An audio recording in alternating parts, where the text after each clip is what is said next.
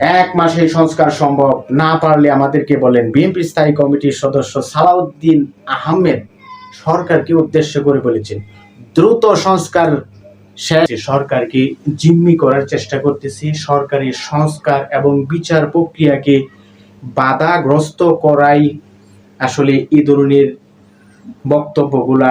আমি মনে করি আসলে বিএনপি বৃহৎ রাজনৈতিক দল নির্বাচন হলেই তারা ক্ষমতায় আসবে, যেহেতু একটি পরিবর্তন এসেছে।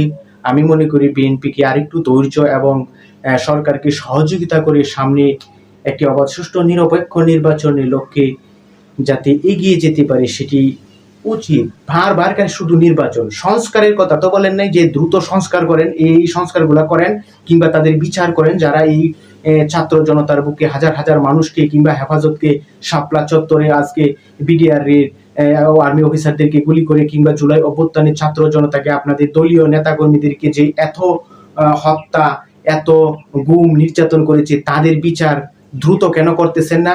শুধু একটি প্রশ্ন নিয়েই যদি আপনারা এগিয়ে যান তবে কিন্তু জনগণের কাছে আপনারা সন্দেহের চোখে পড়তেছেন। তাই সকল বিষয় ঐক্যমত হয়ে আপনারা নির্বাচনের দিকে এগিয়ে যান। সুষ্ঠু অবাধ গণতান্ত্রিক নির্বাচনে বাংলাদেশ ফিরে আসুক, সেটি কিন্তু আমরাও প্রত্যাশা